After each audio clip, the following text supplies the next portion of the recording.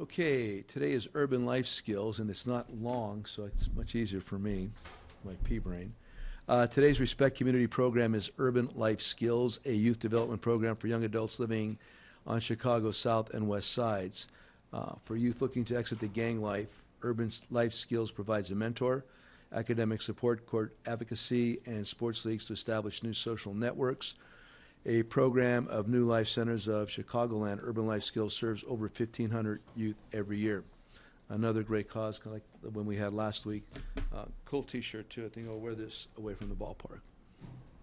So today, the pitch count with Montgomery was the reason you had to get him back to 4? Yeah, that was not a good number. Coming off of 51 his last time, I thought I took it as far as we possibly could.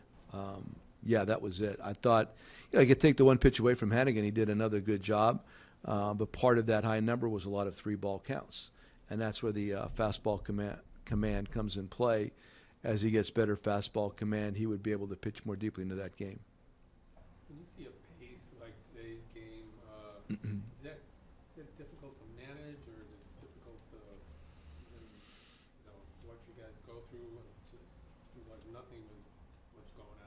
Well, there wasn't. I mean, offensively for us, we saw 180-some pitches today and scored 3 runs. That's nearly impossible with the number of walks, hit batters, et cetera. That just speaks to that we do have to do a better job with hitting with runners on base and runners in scoring position.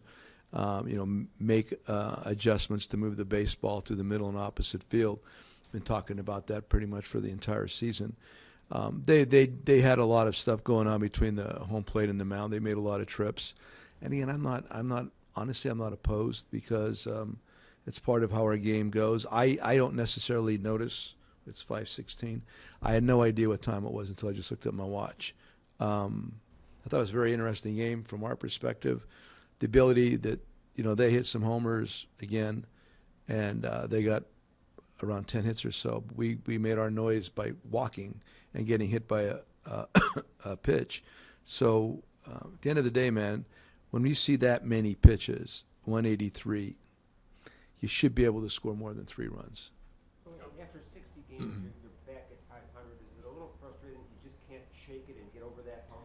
Yeah, I mean, I've always talked about working in increments of 5. We get close to that, and I think we've been there maybe once, and then you go from 5 to 10, et cetera. Primarily, it's just this is not unlike the West Coast trip where we're just unable to get hits.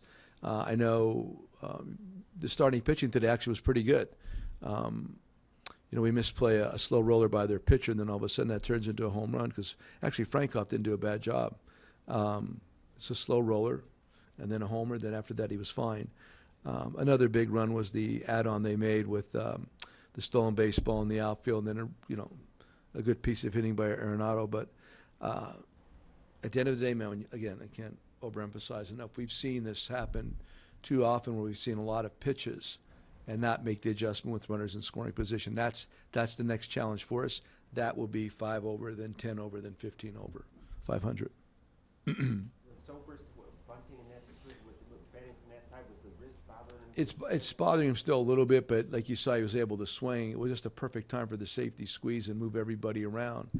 And had he done that, who knows? It could have been successfully with him being safe, or even just successful runner at second base, 1 out and a run in, with these other guys coming up. So it was I thought a good play to try. It just didn't play out.